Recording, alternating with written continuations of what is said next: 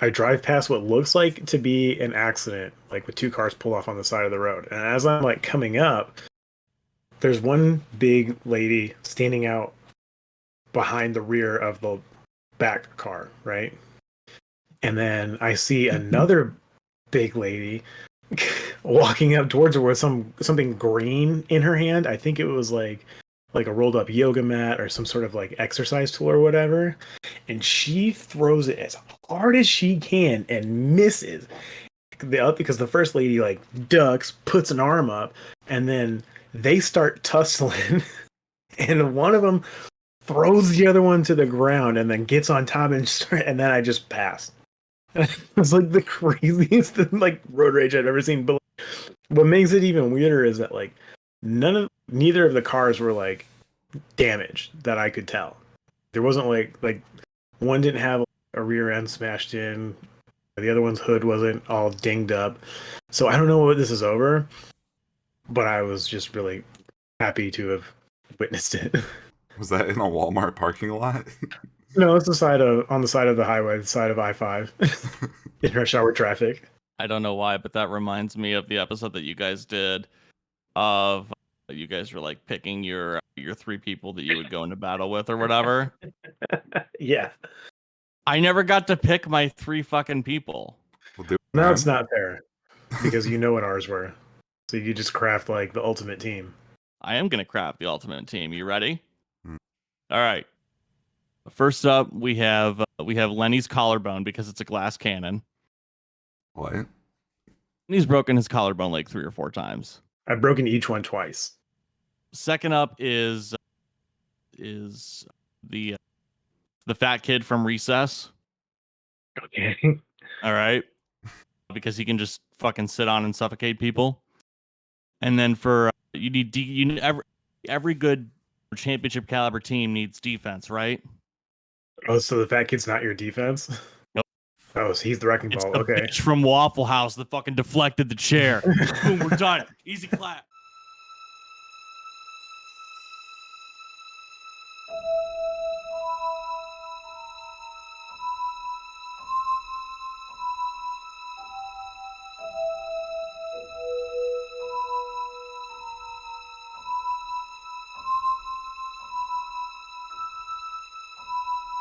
Good morning, good afternoon, and good evening, wherever you're tuning in from across the country and around the world. Ladies and gentlemen, this is the Life Midwest Podcast.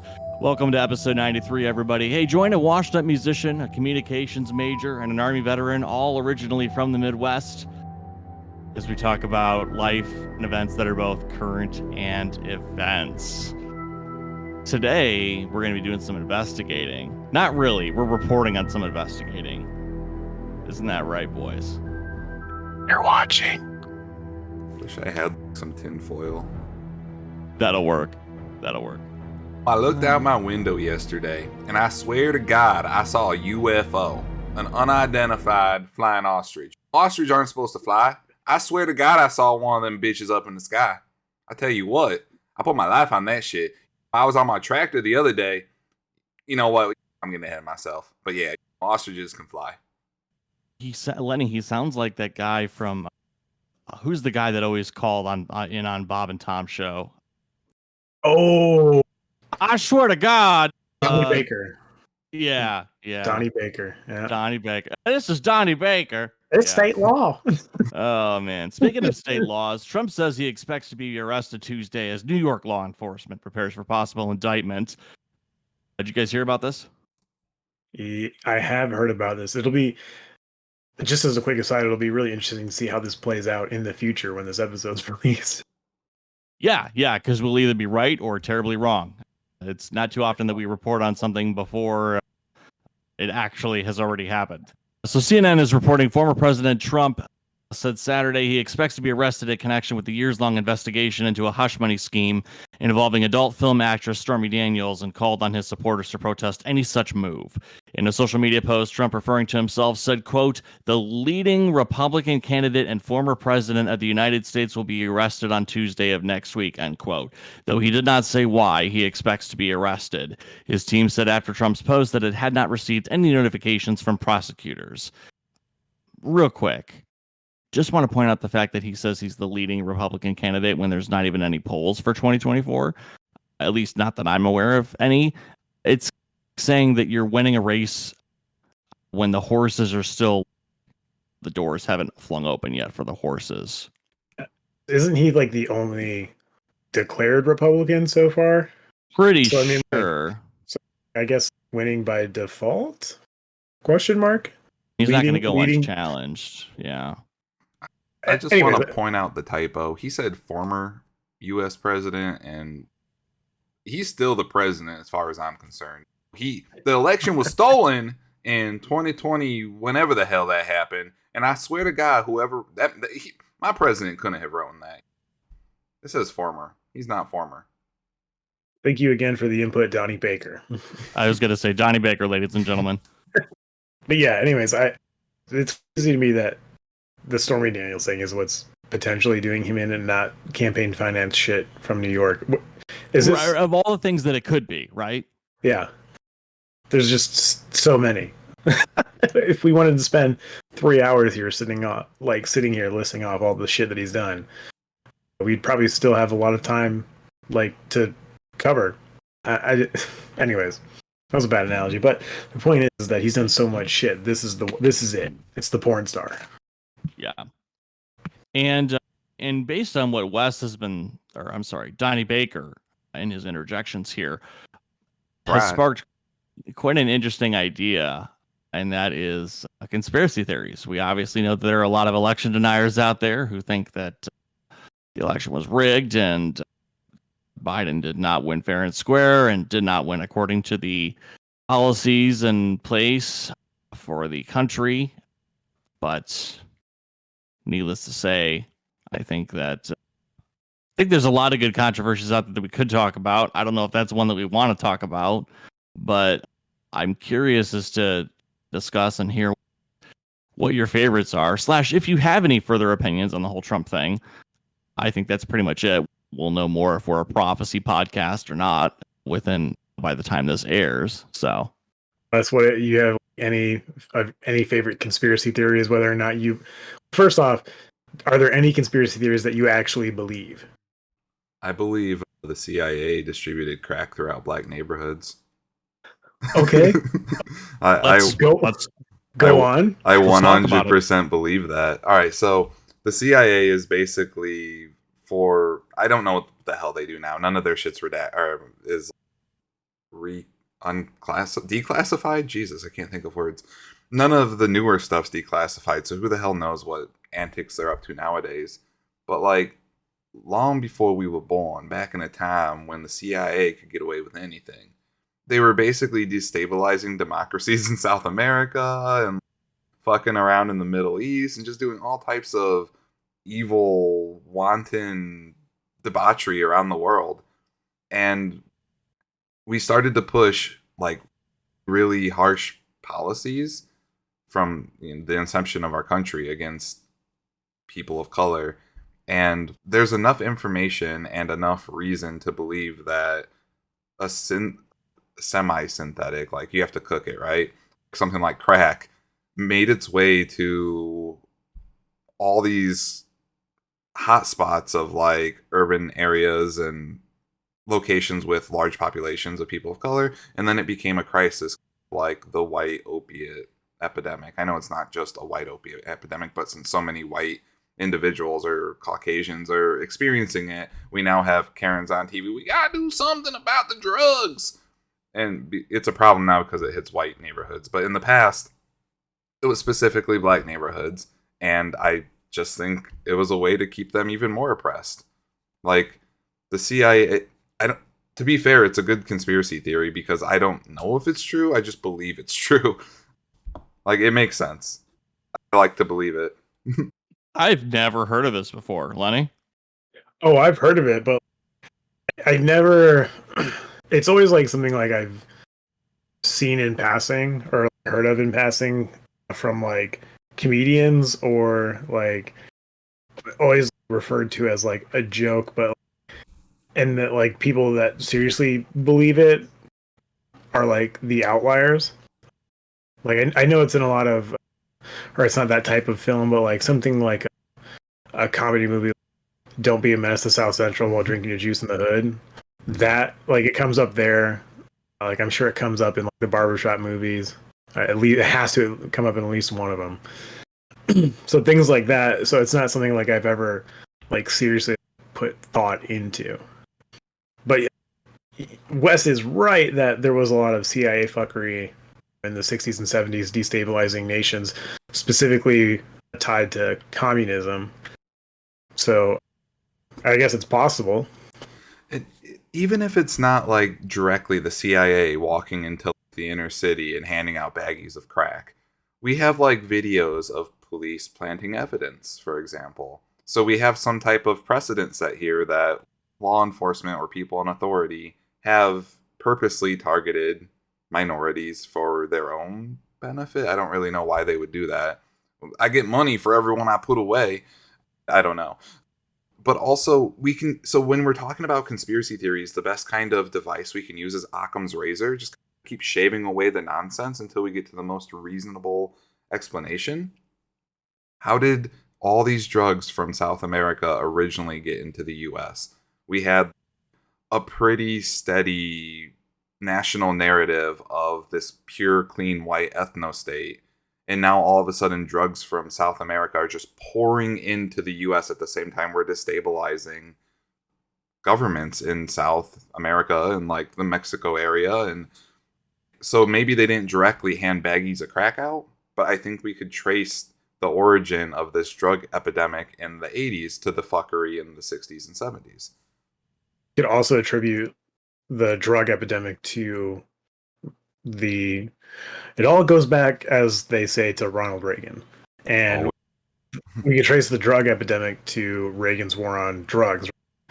It very well could just be that drugs is something that were always present in the U.S., but it wasn't until the war of drugs war on drugs seriously ramped up that it became a much more sinister and like widespread problem.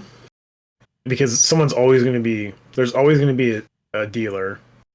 It's just, it boils down to the same logic as reproductive health care, like abortions or like prostitutes. They're always going to be there, but will they be safe? So, and drugs, by like the very nature of illicit drugs, aren't safe, but there's a difference between like cocaine and like marijuana as opposed to crystal meth, fentanyl, a lot of the problems that we have now. I think if you look at it as like more of I'm inclined to believe that like the CIA caused the drug epidemic via like its destabilization efforts as opposed to like undercover agents in black neighborhoods. You get a baggie, and you get a baggie. Yeah. I'm more inclined to believe that it's like a result of global destabilization efforts and at the same time the war on drugs, as opposed to the Langley going, all right, now you go to Harlem, you go to fucking Brooklyn, you go to fucking Compton and just start selling this shit. Tell them it's coke, but like better. I think we're only about 10 years off of learning if that's true or not. Isn't it like every 50 years they declassify all their not tier 1 top secret documents or something like that through the Freedom of Information Act? I don't know what the exact timelines are, but they don't have to. So I think something like that will probably stay under lock and key forever. I wouldn't be too sure about that. They've declassified some pretty damning evidence about what the US government has done like that. If I was in charge, I'd be like, we don't want to show that to anyone. And they've done it anyways. They declassified videos of them testing nukes on our own people. Like, yeah, but even like when the nuke testing was happening, like people knew about it. It wasn't like necessarily a secret. They just didn't know it was messed up. Like they didn't know the radiation was gonna penetrate like every surface it touched deep and kill everyone involved over the course of a decade or more. Yeah, that's the secret. But that it happened wasn't. So I think, and like it was and I may be speaking out of my ass and with a hindsight perspective, considering I wasn't there at the time, but I am of the understanding that it was pretty like not that it was like openly talked about, but more of like an open secret during the time that stuff was happening. Or I could be totally off base. So But there are primary documents, especially the ones leaked by like the Navy and the Marines, like the U.S. military departments. There's documents that were purposely released for like general health, safety, and information and whatnot.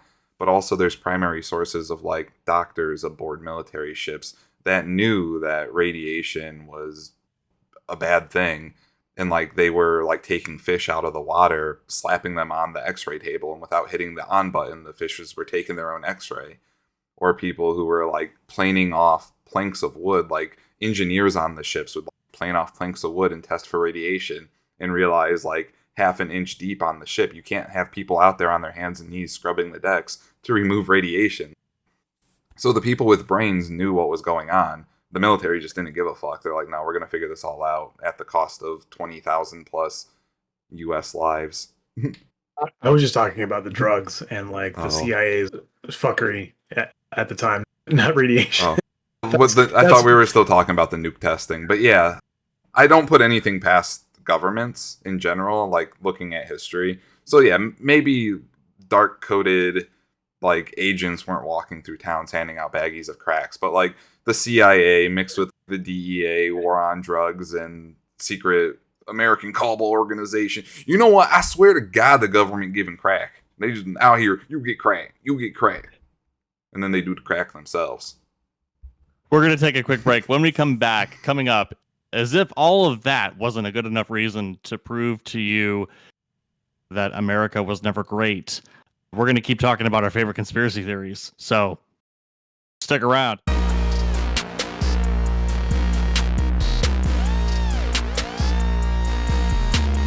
Vaccines give autism. Welcome back to the Life Midwest podcast. On the other side of the break, it's your host, Kevin Palmer, Lenny Wells, and Wes Shirley. Hey, if you're looking for ways to support us, we do have a PayPal set up at paypal.me/thelifemidwest. It does cost money to run the show. Some of us need a little bit better lighting. Some of us need better cameras. We'll let you decide who's who. I just need my fix.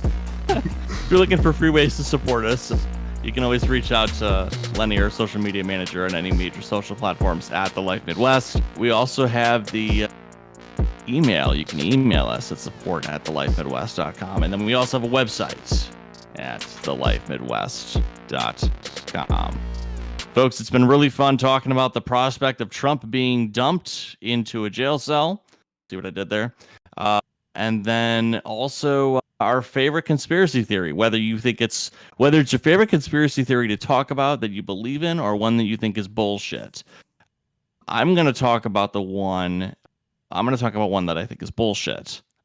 So just to give it some variety from from Wes and whatever Lenny's got. But nonetheless, it might be obvious, but I think it needs to be I think it needs to be talked about. And that is 9/11 and how people think that it was an inside job. If you want the too long, didn't read version of it, you're fucking stupid. But jet fuel. Thousands of innocent people died. And I truly do not believe our government had anything to do with it. I think it was a terrorist attack by a terrorist organization that wants to see nothing but harm come to the States and America. I know we're a struggling country. I know we're not the greatest country in the world. It's none of the blind nationalism or blind patriotism that I think a lot of people protect this conspiracy theory with, but it's just one that has always pissed me off when people bring it up. What are you guys' thoughts? I for one think the U.S. is responsible for 9/11. I don't think they had any part of 9/11. I don't think they orchestrated it. I think they're responsible for it, though. We destabilized the Middle East, and we created radical terrorist groups, and then they attacked us when we were vulnerable. I'm not saying I don't think our government would do something like that just because the optics of it and the fact that we do release our information on a semi-regular basis. But I think they're ultimately responsible for that. If not because of their destabilizing the Middle East, because of their ignorance and incompetence, specifically the Bush administration, and being warned about it beforehand and just being like, nah, they can't attack us.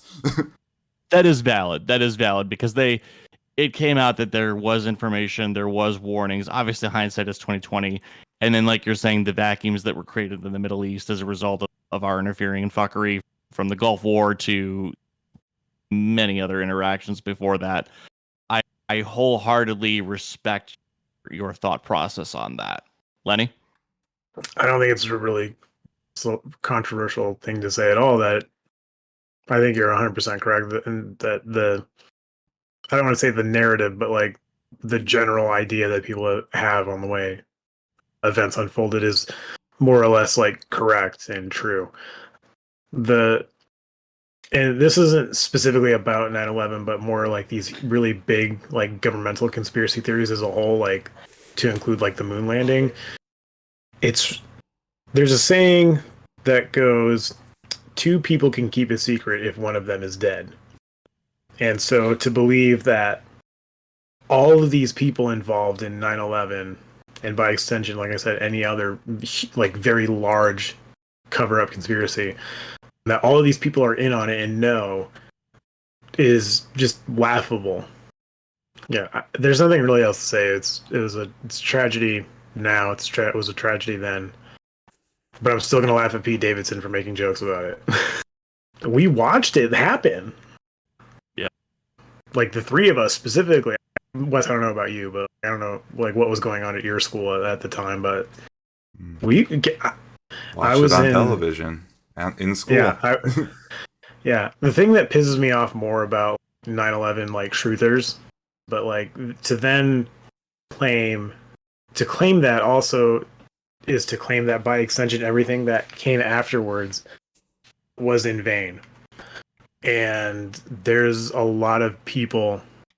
people I know, or I guess knew, that are no longer here today because of that action. And so to claim that their deaths were in vain is infuriating to me, more than just the denial of the lives that were lost at that time. Anyways, for anybody that's out there listening, a good way to get a sucker punch or even just straight up punched in the mouth by me is to say that. That's what I have to say about that. I was going to ask if as a veteran you felt disrespected by 9/11 truthers because of that, with that correlation and stream of events. Thanks for answering that before I even asked. Yeah, no problem. Real quick story about 9/11 where I was. We were celebrating my one of my sister's birthdays back home in Massachusetts, and we had driven out there, and we were supposed to drive back that day.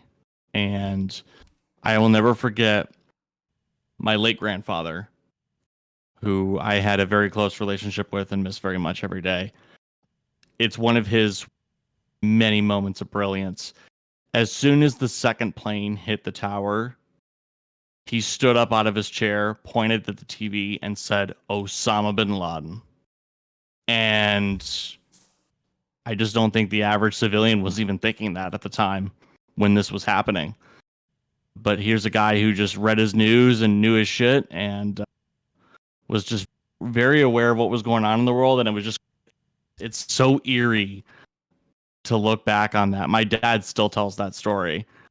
It was just eerie to think back of that. And then driving back that day, everyone's going 90 to 100 on the freeway because they don't want to travel.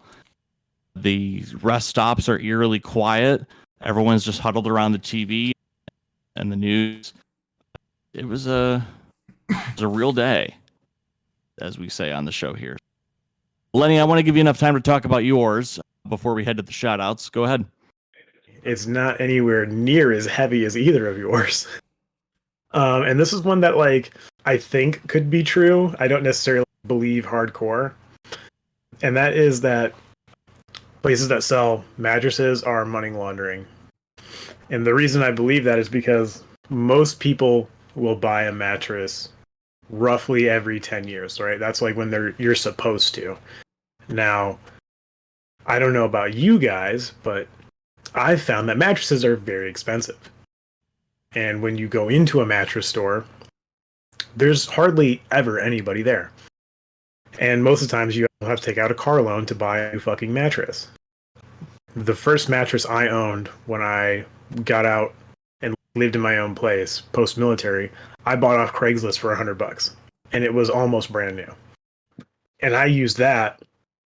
Shit, that was in 2012, and I had that for 5 years, 6 years, and it was owned by the previous people for, I want to say, 7, 8 years before that. But again, it was still like brand new, like it was on like their guest bed that never got used. And we didn't get rid of that until Brittany and I bought a mattress because we just needed a bigger bed, and it had a divot in it from my fat ass sleeping on it for 4 years by myself. My personal experience is beside the point. Like, how many times do you see a mattress store and then not even 5 miles down the road there's another one? They're almost like Starbucks but less conspicuous. So, given like a population size, at least in West, this may not pertain to Thailand. This may just be like a U.S. problem only. But given a population size, based on how often a mattress needs to be bought, it's just not possible for multiple mattress stores to sustain a population like the size of like the city I live in right now, Puyallup. And I've even seen studies at one point where they found like there was literally mattress stores across the street from one another. In that same study, they would go to one mattress store, ask about pricing, go to another one across town, and by the time they'd even got there, all the mattress stores in the area knew that this person was out sourcing prices. I think mattresses are money laundering, and that birds are actually drones for the government. So I also really like the conspiracy theory that all mattress stores are just money laundering operations. So I did a little bit of investigation. This was like a few years ago. I'm like, that makes so much sense. There's no way. And then I did a little bit of math. I'm probably going to be wildly off since memory decay and whatnot. But keep in mind hotels, cruise ships, bed and breakfasts, guest house. The fact that like people get evicted all the time and their mattress gets set out at the side of the road. Keep in mind credit exists. Keep in mind that they sell more than just mattresses. So mattress stores go out of business all the time because it's a terrible business operation unless you're backed by the owner of the mattress company. So like a Sealy shop will stay in business. A Sleep Number shop will stay in business. A Serta shop will stay in business. But like the local mom and pops, or think about this is local to the greater Toledo area, but we had a furniture store go out of business like every other month in Spring Meadows. I don't remember any of the names of them because they only lasted for like a month. But independently owned and operated mattress stores, unless they're in a phenomenal location and they offer a wide variety of products, are going out of business. But the main competitors, like the main brands, they stay open because they're providing bulk orders in the background to hotels and guest house and people who have like different B&Bs they rent out, or what is it called, where you like just have an extra house that you're like renting that comes fully furnished, condos. So stuff like that. And it all adds up. And I worked at a hotel at one point where we ordered like 50 to 100 mattresses. And that right there was like a couple $100,000 order. So, that business stayed open for a while. And that was just one hotel in an area that had 50 of them.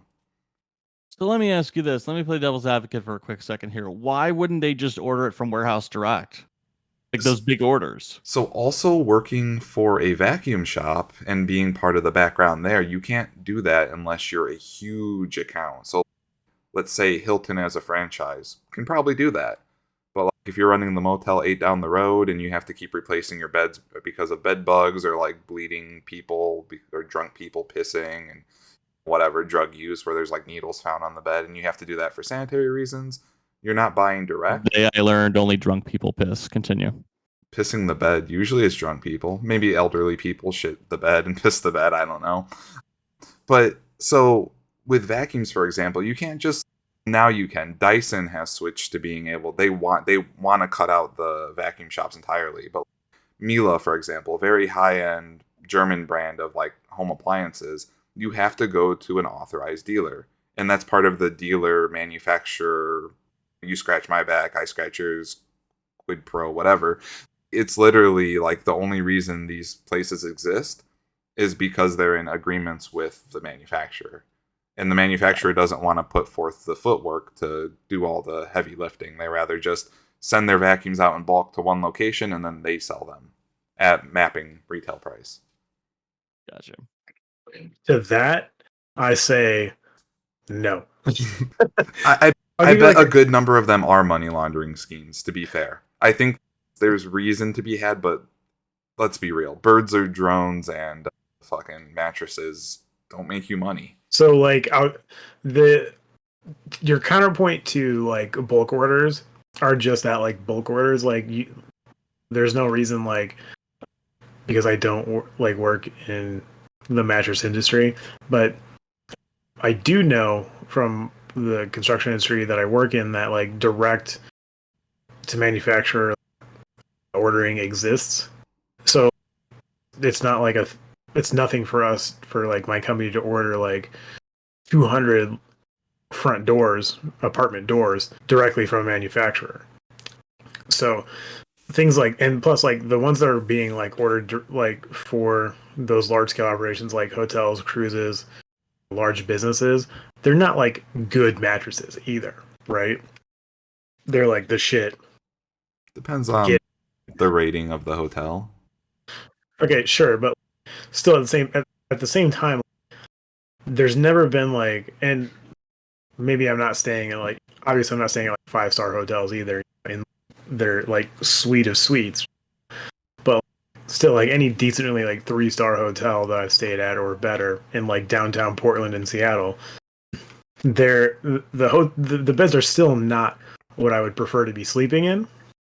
So I don't know. I think there's a difference between like wholesale mattress sales versus any mattress store that exists for like the general public. And I'll give you like a really good example. There's a chain in the local area that I live in called Mattress Ranch, and while they do sell, they have a whole jingle and everything, and like their stores are painted like barns and like with farm animals and stuff, and they've got an old guy that dances. But I don't know how they stay in business because they never look like they're open. They're not like, they don't advertise for the name brands like Serta, Sealy, Sleep Number, things like that. So I don't know who's keeping them afloat, but there is like a manufacturer's deal like you talked about, but it just doesn't add up to me. So you may be right, but I think you may be wrong. I think if you're advertising, you're probably operating above what is legal, I would have to guess. You don't want to bring attention to your money laundering operation. But so how about this? I'll use vacuums as an analog again. I've worked in vacuum shops where we had no customers for weeks on end, but the place stays afloat. You would think it's a money laundering operation. No one goes in there. How have they been open for so many years? Because schools will buy like 50 vacuums at once, which takes care of everything for the next few months. A hospital will buy 1,000 vacuums. Like, it's ridiculous what goes on in the back end. The showroom is to sell the high quality ones like the Mielas or like the Ricars or like high quality vacuums that come with like a 10-year warranty and are going to last you a lifetime. The rest is bulk, yeah. But sometimes the bulk's not bad because like commercial vacuums are more expensive than the high quality home vacuums because they're durable. Durable. So kids, in short, in summary, vacuums are safe, mattresses are not. It is nice that we could have a nice healthy debate today about money laundering rather than the truth about 9/11. That was a nice, pleasant surprise there. Not really a surprise, but just nice that it went that way. folks, it's been real. It's been fun. It's been real fun.